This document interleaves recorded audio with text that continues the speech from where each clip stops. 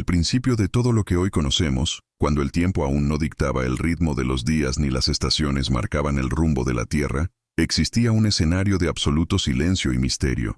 El universo entero se resumía en un caos amorfo, una inmensidad vacía y envuelta en la más densa penumbra. No había contornos, no había paisajes, ni estructuras que delimitaran el espacio, solo una masa líquida y profunda que yacía en una quietud expectante. Sin embargo, en medio de aquella desolación perfecta y oscura, una fuerza invisible y majestuosa se movía con suavidad sobre la superficie de las aguas impetuosas. Era la presencia misma del Creador, un hálito de vida y energía pura que cobijaba la creación naciente, preparando el terreno para el acontecimiento que transformaría el destino del cosmos por completo. Aquella vibración divina en la intimidad de la nada era el preámbulo de un diseño perfecto que estaba a punto de manifestarse con poder. De pronto, el silencio cósmico se rompió con una vibración de autoridad absoluta que emanó desde lo alto. No fue necesario un esfuerzo físico monumental, ni mecanismos complejos. Bastó una sola declaración, una orden directa que contenía la fuerza de la voluntad soberana. Sea la luz. En esa milésima de segundo, la oscuridad que había reinado durante eras eternas fue rasgada de golpe por un destello cegador y magnífico. La claridad se expandió con una velocidad incontenible, inundando los abismos, revelando los espacios ocultos y vistiendo la creación con una energía completamente nueva. El Creador contempló la obra que acababa de brotar de su palabra y, al observar la pureza, el calor y la belleza de aquella claridad radiante, determinó en su sabiduría que la luz era buena, pues portaba la esencia de la vida, el orden, el conocimiento y la verdad.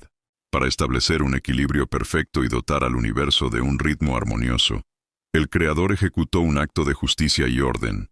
Separó de manera definitiva la luz de las tinieblas primordiales. No permitió que se mezclaran ni que el caos volviera a reinar sobre lo creado.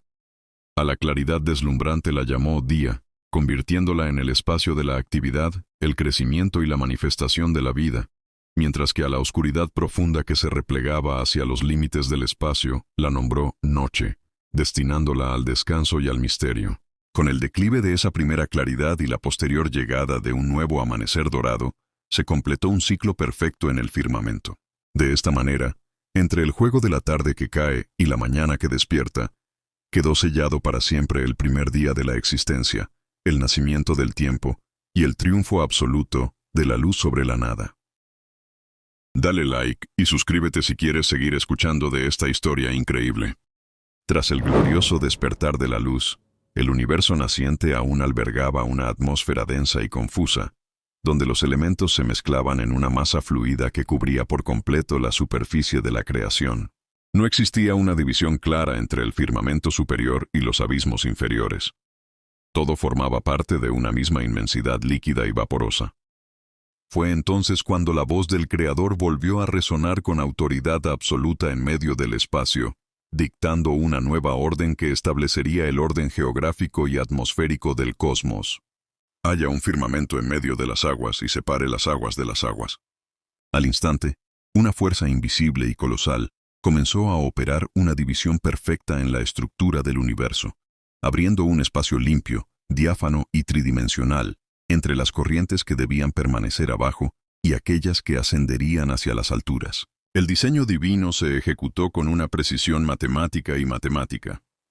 Aquella inmensa extensión, que los ojos humanos más tarde contemplarían como una bóveda infinita de color azul profundo, comenzó a empujar hacia arriba ingentes cantidades de vapor y agua, suspendiéndolas en la atmósfera, para dar origen a las nubes, los ciclos climáticos y el aire respirable que sostendría la vida en el futuro.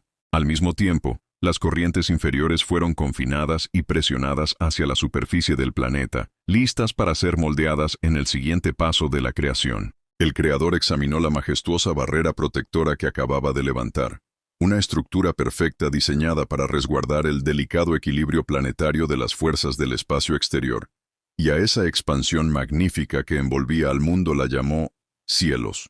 Con la culminación de este segundo gran acto de arquitectura cósmica, el entorno primordial adquirió una fisonomía completamente nueva y organizada. La densa niebla original había dado paso a un horizonte despejado, donde la luz del primer día ahora podía reflejarse con total claridad a través de la atmósfera limpia del firmamento. El día comenzó a declinar lentamente, dando paso a las sombras pacíficas del crepúsculo vespertino, para luego dar un giro completo hacia el destello dorado de un nuevo amanecer que anunciaba la continuidad del plan divino. De este modo, con el cierre de la tarde y la apertura de la mañana, quedó consolidado el segundo día de la historia del mundo. Un paso crucial donde el caos cedió su lugar a la simetría, la belleza y la perfecta preparación del escenario para la vida. Al inicio del tercer día, aunque los cielos ya estaban definidos y el firmamento separaba las aguas, el mundo bajo la bóveda celeste seguía siendo un vasto océano ininterrumpido. El Creador, prosiguiendo con su plan maestro, emitió una nueva orden de ordenamiento. Júntense las aguas que están debajo de los cielos en un lugar y descúbrase lo seco. A esta voz de autoridad, la dinámica del planeta cambió drásticamente. Las aguas retrocedieron y se concentraron en grandes cuencas, y de las profundidades emergió, por primera vez, la masa continental. El Creador nombró a lo seco tierra, y a la gran masa de agua reunida, mares. Al observar la distinción entre los continentes y los océanos, y el equilibrio que se establecía, el Creador vio que esto era bueno. Pero el día no había terminado. Una vez establecido el suelo firme, la voz divina resonó de nuevo con un mandato de fertilidad. Produzca la tierra hierba verde, hierba que dé semilla, y árbol de fruto que dé fruto según su género, que su semilla esté en él, sobre la tierra. La tierra, recién emergida y aún húmeda, respondió instantáneamente. Una explosión de vida y color cubrió la superficie nítida de los continentes. Brotes verdes y tiernos de pasto se extendieron como una alfombra. Una inmensa variedad de plantas con semillas y flores comenzó a florecer, y majestuosos árboles frutales crecieron, cada uno portando su propia semilla para asegurar su reproducción según su especie. El Creador contempló la increíble biodiversidad, el diseño de la fotosíntesis y el mecanismo de la vida vegetal que acababa de iniciar, y vio que esto era bueno. Con la llegada de la tarde y la posterior mañana, el tercer día concluyó dejando un mundo ya no vacío, sino vibrante y preparado para sostener vida compleja. Con la tierra ya cubierta de vegetación y los mares delimitados, la atmósfera del planeta requería de un sistema regulador externo que dictara el orden de los tiempos, los climas y las eras futuras. El Creador pronunció entonces un nuevo decreto de diseño cósmico. Haya lumbreras en la expansión de los cielos para separar el día de la noche, y sirvan de señales para las estaciones, para días y años, y sean por lumbreras en la expansión de los cielos para alumbrar sobre la tierra. Al instante, el espacio exterior se encendió con cuerpos celestes perfectamente coordinados, rompiendo la uniformidad del cielo con focos de luz e imanes de gravedad que establecerían las leyes de la astronomía y la física planetaria. El Creador modeló dos grandes lumbreras para organizar la experiencia del tiempo en la Tierra. La lumbrera mayor, el Sol, fue dotada de una potencia colosal para señorear y gobernar el día, proveyendo el calor y la luz necesarios para activar la fotosíntesis de la vegetación naciente. La lumbrera menor, la Luna, recibió una luz más tenue y reflexiva para señorear la noche, regulando las mareas de los océanos y marcando los ciclos biológicos. Junto a ellas, el Creador desplegó la inmensidad de las estrellas, sembrando el firmamento de constelaciones que servirían de guía en la navegación y la agricultura para las generaciones venideras. Al organizar el sistema solar, el Creador los colocó en sus órbitas exactas para alumbrar la Tierra y separar la luz de las tinieblas, y al contemplar la perfecta coreografía celeste, vio que era bueno. Con el ocaso de estas nuevas lumbreras y el despuntar del alba, se completó el cuarto día. Con el sol, la luna y las estrellas marcando el ritmo de los días, y la vegetación lista para proveer sustento, el escenario planetario estaba perfectamente acondicionado para recibir a sus primeros habitantes móviles. El Creador dirigió entonces su palabra hacia los vastos océanos y la atmósfera despejada, emitiendo un decreto lleno de vitalidad y movimiento. Produzcan las aguas seres vivientes y aves que vuelen sobre la tierra, en la abierta expansión de los cielos. De inmediato el silencio de las profundidades marinas y el vacío de los aires se rompieron en una asombrosa explosión de biodiversidad y diseño biológico.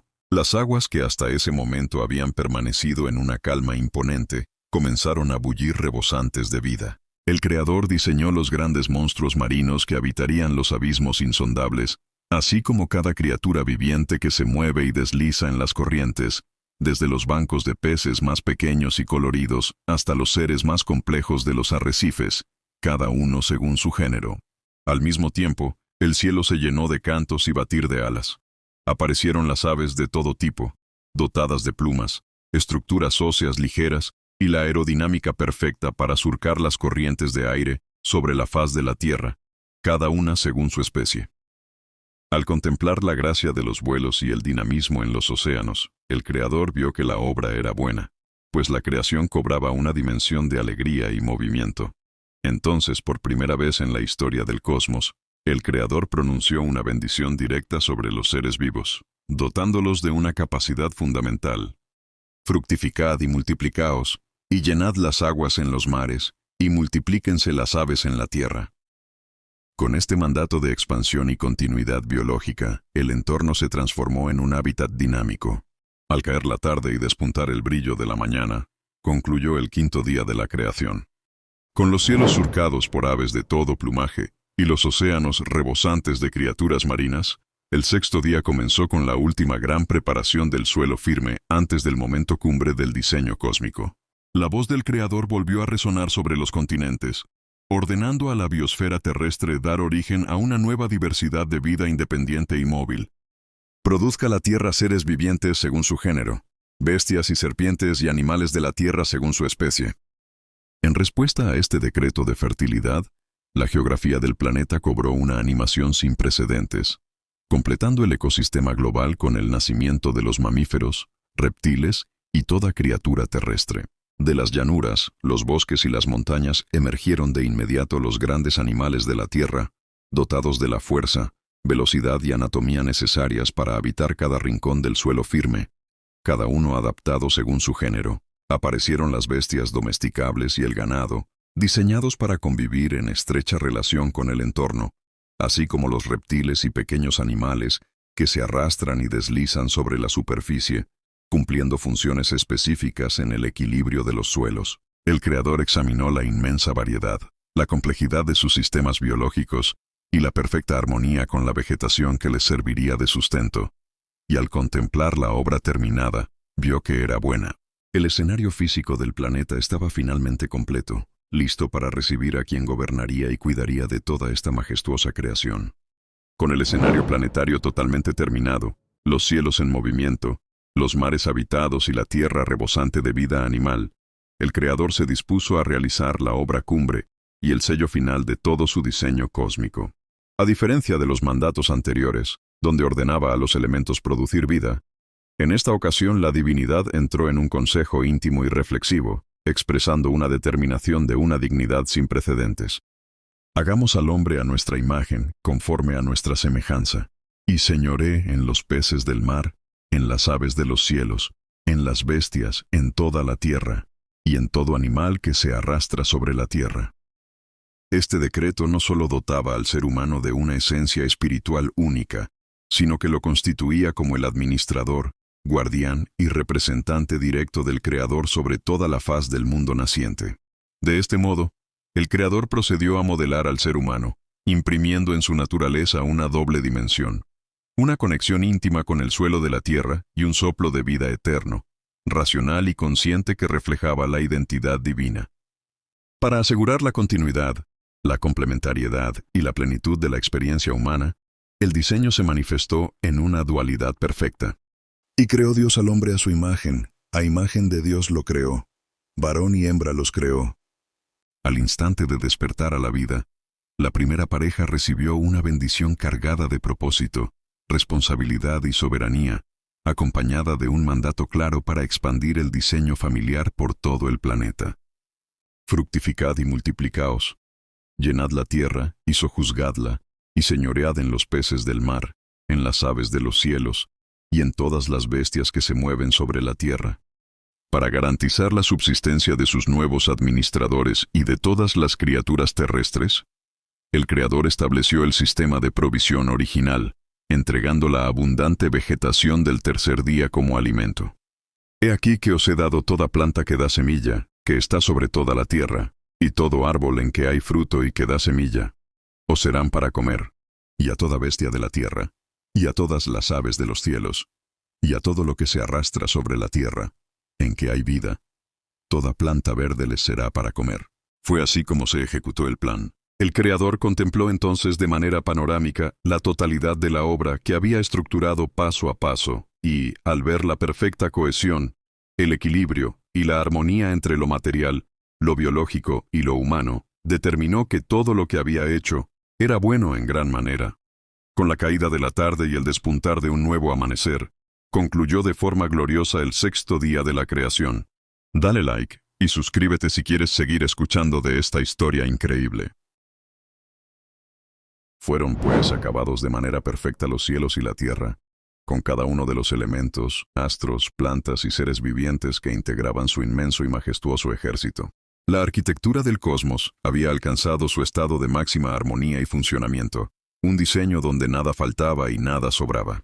Con la llegada del séptimo día, el Creador dio por concluida la colosal actividad que había venido desplegando paso a paso desde el primer destello de luz, y habiendo alcanzado la meta de su plan maestro, cesó por completo de toda la obra creadora que había ejecutado con el poder de su palabra. Este cese no respondía a un cansancio físico o a un agotamiento de sus fuerzas, sino a la culminación de un diseño perfecto que ahora operaba en una autonomía bendecida bajo la supervisión del ser humano. El Creador dirigió entonces su mirada hacia ese séptimo día, constituyéndolo como un espacio de tiempo único y diferente a los anteriores. Decidió bendecir el séptimo día y santificarlo, apartándolo de la rutina de los días de trabajo y elevándolo a la categoría de un monumento temporal a la paz, la contemplación y la comunión íntima con lo divino. Al bendecir este espacio, el Creador inyectó en la estructura misma del tiempo una ley de renovación y descanso necesaria para el bienestar integral de la creación entera. Quedó establecido así que, tras el esfuerzo y la productividad, el ser humano debía detenerse para contemplar el fruto de sus manos, agradecer por la provisión recibida y reconectar con la fuente original de su existencia.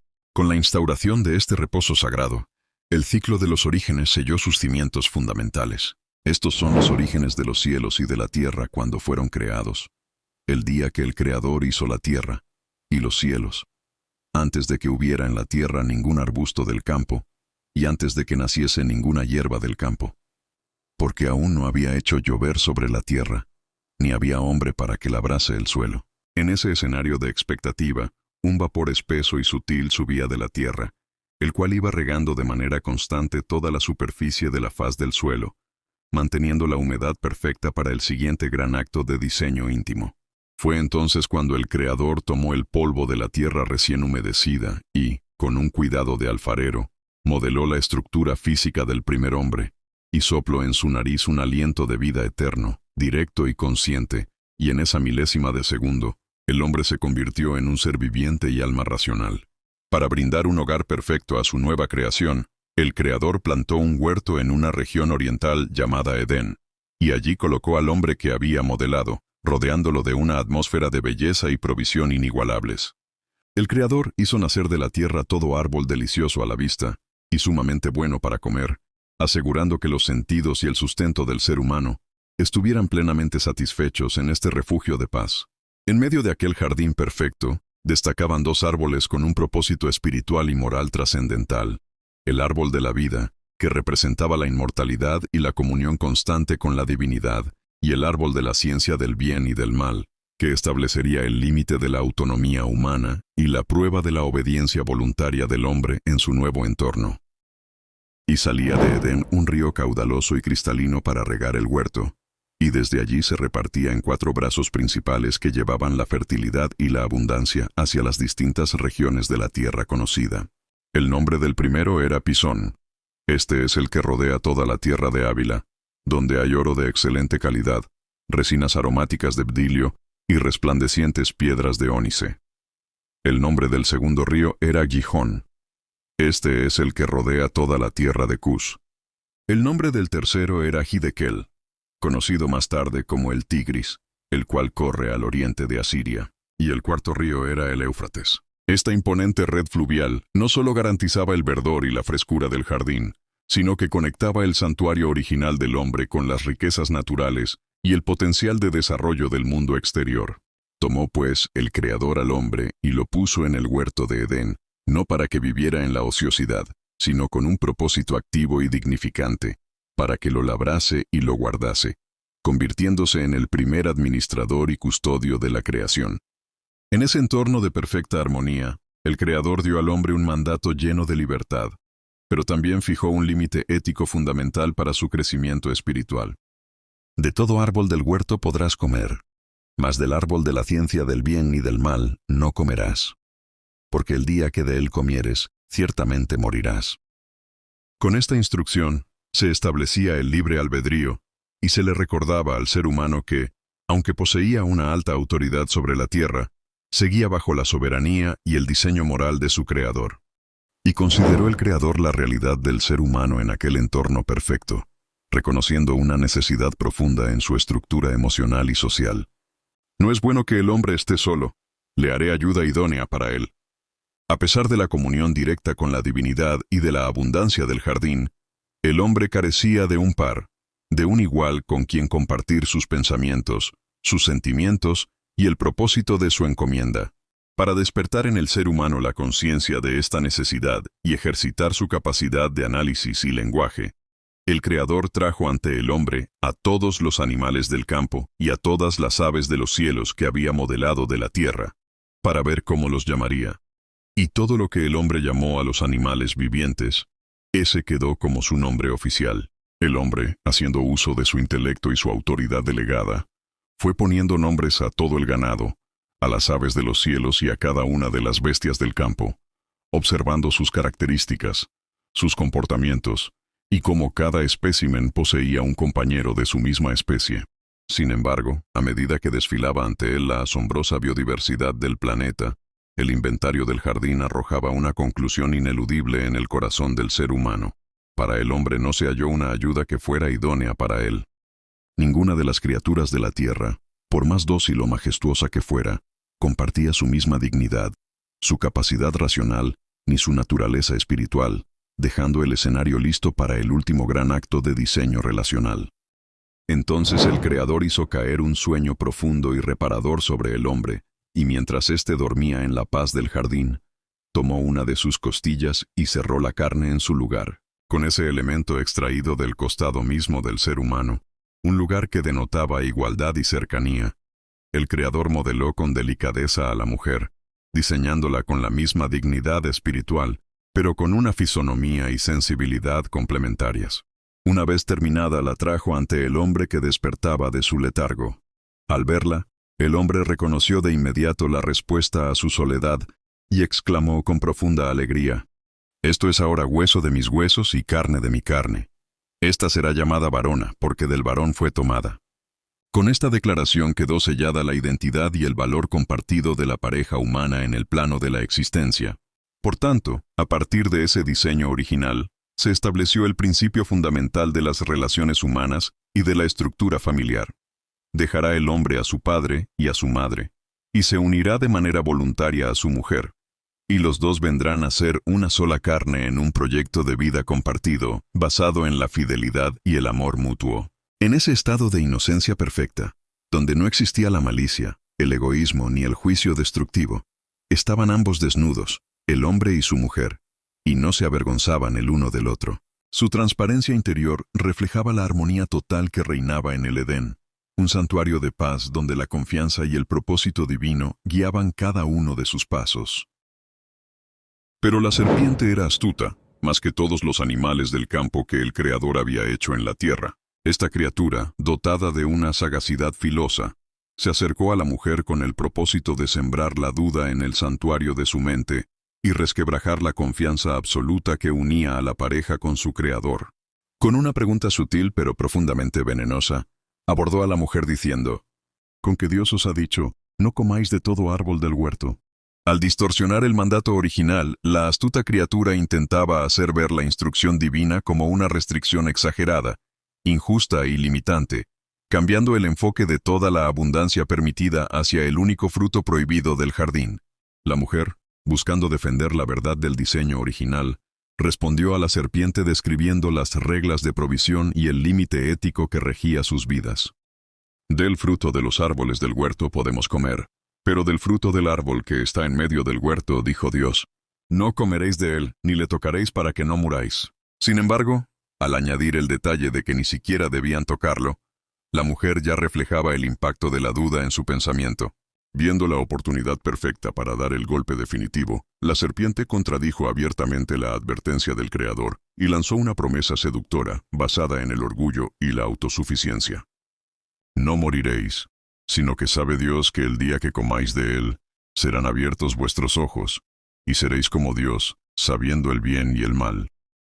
Y vio la mujer que el árbol era bueno para comer, y que era agradable a los ojos, y un árbol codiciable para alcanzar la sabiduría. La promesa de la serpiente había transformado por completo su percepción. Lo que antes era un límite protector, ahora parecía una restricción injusta que le impedía alcanzar su máximo potencial.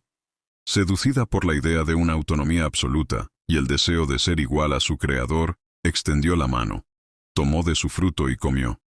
Y dio también a su marido, el cual estaba con ella en una actitud de complicidad y silencio. Y él comió de igual manera. En ese instante, la desobediencia voluntaria quebrantó el diseño perfecto y la armonía espiritual que sostenía el Edén. Fueron abiertos los ojos de ambos, pero no para contemplar la gloria divina que la serpiente les había prometido, sino para descubrir una realidad cruda y dolorosa. Conocieron que estaban desnudos.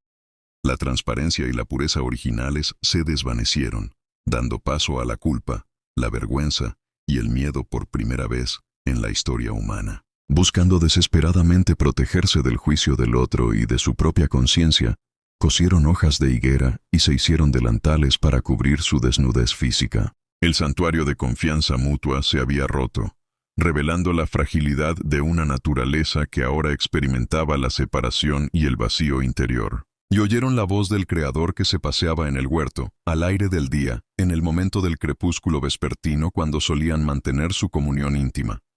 Al escuchar el sonido de su presencia, el pánico se apoderó de sus corazones. El hombre y su mujer corrieron a esconderse de la presencia del Creador entre los densos árboles del huerto.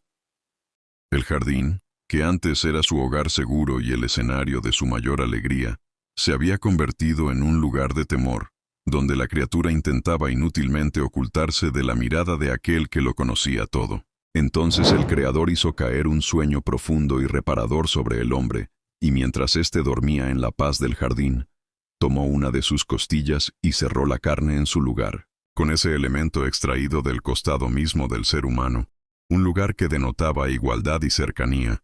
El Creador modeló con delicadeza a la mujer, diseñándola con la misma dignidad espiritual, pero con una fisonomía y sensibilidad complementarias.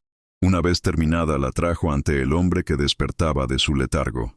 Al verla, el hombre reconoció de inmediato la respuesta a su soledad y exclamó con profunda alegría: «Esto es ahora hueso de mis huesos y carne de mi carne. Esta será llamada varona, porque del varón fue tomada». Con esta declaración quedó sellada la identidad y el valor compartido de la pareja humana en el plano de la existencia. Por tanto, a partir de ese diseño original, se estableció el principio fundamental de las relaciones humanas y de la estructura familiar. Dejará el hombre a su padre y a su madre, y se unirá de manera voluntaria a su mujer, y los dos vendrán a ser una sola carne en un proyecto de vida compartido, basado en la fidelidad y el amor mutuo. En ese estado de inocencia perfecta, donde no existía la malicia, el egoísmo ni el juicio destructivo, estaban ambos desnudos, el hombre y su mujer, y no se avergonzaban el uno del otro. Su transparencia interior reflejaba la armonía total que reinaba en el Edén, un santuario de paz donde la confianza y el propósito divino guiaban cada uno de sus pasos. Dale like y suscríbete si quieres seguir escuchando de esta historia increíble. Mas el Creador llamó al hombre y le dijo: ¿Dónde estás tú? Aquella pregunta no nacía de la ignorancia o de la incapacidad de encontrarlo entre la espesura del jardín, sino que era una invitación de amor y justicia para que el ser humano reconociera su estado actual y diera frente a sus propias decisiones. El hombre, con una voz temblorosa que reflejaba la quiebra de su paz interior, respondió desde su escondite: «Oí tu voz en el huerto y tuve miedo, porque estaba desnudo, y me escondí. El miedo y la huida, dos emociones jamás experimentadas en el diseño original, delataban de inmediato que la barrera de la desobediencia se había levantado entre la criatura y la fuente de su vida. El creador, confrontando el núcleo del problema, le cuestionó con firmeza. ¿Quién te enseñó que estabas desnudo? ¿Has comido del árbol de que yo te mandé no comieses? En lugar de quebrar en arrepentimiento y asumir la falta, la naturaleza humana, ahora fracturada por el orgullo, buscó un culpable externo para evadir la justicia. El hombre respondió, apuntando indirectamente incluso al propio diseño divino. La mujer que me diste por compañera me dio del árbol y yo comí. Con estas palabras, la unidad perfecta de la primera pareja se disolvía en recriminaciones, fracturando el lazo relacional que antes celebraba como carne de mi carne. Entonces el Creador se dirigió a la mujer, dándole la oportunidad de expresarse. ¿Qué es lo que has hecho? La mujer, siguiendo el mismo patrón de evasión y defensa propia que su compañero, tampoco asumió la plena autoría de su elección y trasladó la carga de la culpa hacia el catalizador de la tentación, respondiendo de inmediato. La serpiente me engañó y comí. De este modo, el careo en el huerto dejaba al descubierto cómo el engaño, la culpa y la división habían suplantado la transparencia y la armonía que originalmente coronaban la creación entera. Y el Creador dijo a la serpiente, «Por cuanto esto hiciste, maldita serás entre de todas las bestias y entre todos los animales del campo.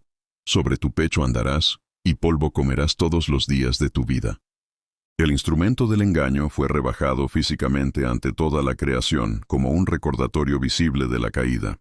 Sin embargo, en medio del decreto de juicio, la divinidad pronunció la primera gran profecía y promesa de esperanza para la humanidad fracturada, estableciendo una enemistad histórica y un destino final. «Y pondré enemistad entre ti y la mujer, y entre tu simiente y la simiente suya. Esta te herirá en la cabeza, y tú le herirás en el calcañar». Con esto se anticipaba que, aunque el mal causaría dolor, la descendencia de la mujer terminaría por aplastarlo definitivamente. Dirigiéndose a la mujer, el Creador detalló cómo la fractura del orden original alteraría su experiencia más íntima en la continuidad de la vida y en el núcleo familiar. «Multiplicaré en gran manera tus dolores en tus preñeces. Con dolor darás a luz los hijos, y tu deseo será para tu marido, y él se enseñoreará de ti». La maternidad y las relaciones de pareja, diseñadas originalmente para una plenitud sin fisuras, experimentarían a partir de ese momento la tensión de la dificultad, el sufrimiento y las dinámicas de poder. Finalmente, el Creador confrontó al hombre, recordándole su responsabilidad directa por haber escuchado la voz de su mujer y quebrantado el límite moral establecido. «Maldita será la tierra por tu causa. Con dolor comerás de ella todos los días de tu vida. Espinos y cardos te producirá, y comerás plantas del campo». El suelo, que antes respondía con generosidad y abundancia natural, ahora opondría resistencia. El trabajo, que nació como una encomienda dignificante y ligera en el Edén, se transformaría en una batalla constante contra el entorno y el desgaste físico. «Con el sudor de tu rostro comerás el pan hasta que vuelvas a la tierra, porque de ella fuiste tomado. Pues polvo eres, y al polvo volverás». Y llamó el hombre el nombre de su mujer, Eva, por cuanto ella era la madre de todos los vivientes. Un acto de fe que miraba hacia el futuro, a pesar de la sentencia de muerte que ahora pesaba sobre ellos. Ante la fragilidad de su condición y la insuficiencia de los delantales de hojas de higuera que ellos mismos se habían confeccionado, el Creador intervino con un acto de profunda provisión y misericordia. Hizo al hombre y a su mujer túnicas de pieles, y los vistió. Esta acción conllevó el primer sacrificio en la historia bíblica, derramando sangre inocente para cubrir la desnudez, la culpa y la vergüenza de la humanidad, sentando un precedente espiritual sobre el costo de la redención. Luego el Creador consideró el peligro inminente de que el ser humano, en su nuevo estado de degradación moral y separación espiritual, permaneciera en el jardín, expresando: «He aquí el hombre es como uno de nosotros, sabiendo el bien y el mal. Ahora pues, que no alargue su mano, y tome también del árbol de la vida, y coma, y viva para siempre». Si el hombre comía de ese fruto en su condición caída, eternizaría el pecado y el sufrimiento sin posibilidad de restauración. Por lo tanto, el Creador lo echó del huerto de Edén, para que labrase la tierra de la que fue tomado, cambiando el santuario de la abundancia por el suelo hostil. Echó, pues, fuera al hombre, y puso al oriente del huerto de Edén querubines celestiales, y una espada encendida que se revolvía por todos lados, para guardar el camino del árbol de la vida. El acceso al corazón del Edén quedó sellado de manera definitiva, marcando el inicio de la historia humana fuera del diseño original, un camino de esfuerzo, distancia y la constante búsqueda de reconciliación con la divinidad. Conoció el hombre a su mujer Eva, la cual concibió y dio a luz a Caín, y dijo con asombro y esperanza: por mano del Creador he adquirido un varón. Después dio a luz a su hermano Abel, inaugurando la hermandad sobre la tierra y la diversificación de las tareas necesarias para subsistir en el suelo hostil fuera del Edén. Abel se convirtió en pastor de ovejas, dedicando su vida al cuidado y guía de los rebaños, mientras que Caín prefirió el trabajo de la labranza, convirtiéndose en agricultor y cultivador de la tierra. Ambos crecieron bajo el peso del esfuerzo diario, pero también bajo el conocimiento del Creador que sus padres les habían transmitido. Y aconteció andando el tiempo, que Caín trajo del fruto de la tierra una ofrenda al Creador para rendirle adoración. Abel también trajo una ofrenda, pero eligió con esmero de los primogénitos de sus ovejas, lo más gordo y excelente de ellas, reconociendo el valor del sacrificio y entregando lo mejor de su labor.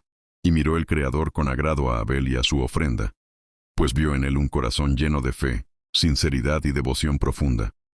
Pero no miró con agrado a Caín ni a la ofrenda suya, la cual carecía de la actitud correcta y de la excelencia espiritual de vida. Y se ensañó Caín en gran manera al verse rechazado, llenándose de amargura y celos, y decayó su semblante por completo, reflejando la tormenta de envidia que comenzaba a gestarse en su interior.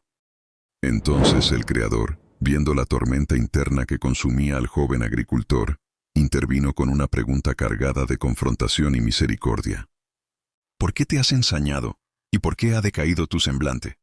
Si bien hicieres, ¿no serás enaltecido? Y si no hicieres bien, el pecado está a la puerta. Con todo esto a ti será su deseo, y tú te enseñorearás de él. Con estas palabras, se le advertía de manera clara que el resentimiento era una fuerza depredadora agazapada a la entrada de su alma, pero que él aún poseía el libre albedrío y la responsabilidad moral para dominarlo y elegir el camino correcto. Sin embargo, Caín permitió que los celos y la amargura cegaran por completo su entendimiento. En lugar de buscar la reconciliación con la divinidad o cambiar la actitud de su corazón, buscó a su hermano para consumar el rencor que lo dominaba. Y dijo Caín a su hermano Abel: salgamos al campo.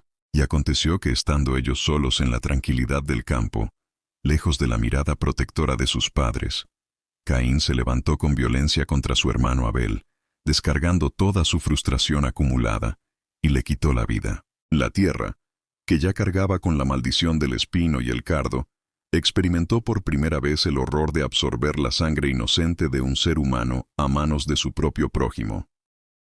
Y el Creador dijo a Caín: ¿dónde está Abel tu hermano? En un eco del careo del Edén, la divinidad ofrecía una oportunidad para la confesión, pero el corazón del primer homicida respondió con arrogancia, mentira y desdén. No sé, ¿soy yo acaso guarda de mi hermano? El Creador, confrontando la densa frialdad de su criatura, replicó con firmeza judicial: ¿qué has hecho? La voz de la sangre de tu hermano clama a mí desde la tierra. Ahora pues, maldito seas tú de la tierra, que abrió su boca para recibir de tu mano la sangre de tu hermano. El suelo se volvía aún más hostil para Caín. Por más que labrara los campos, estos no le devolverían su fuerza, condenándolo a ser un errante y extranjero en el mundo. El peso de la sentencia abrumó al agricultor, quien exclamó: grande es mi castigo para ser soportado. He aquí me echas hoy de la tierra, y de tu presencia me esconderé, y seré errante y extranjero en la tierra, y sucederá que cualquiera que me hallare, me matará. Pese a la gravedad de su pecado, el Creador, en un acto de justicia protectora, determinó que quien osara dañar a Caín recibiría un castigo 7 veces mayor, y fijó una marca sobre él para que nadie que lo encontrase le quitase la vida. Así, Caín salió de la presencia del Creador y habitó en la tierra de Nod, al oriente del Edén, donde con el tiempo conoció a su mujer, procreó descendencia y edificó la primera ciudad, marcando el inicio de una civilización alejada del diseño original. No obstante, El plan maestro no quedaría sepultado bajo la violencia del campo.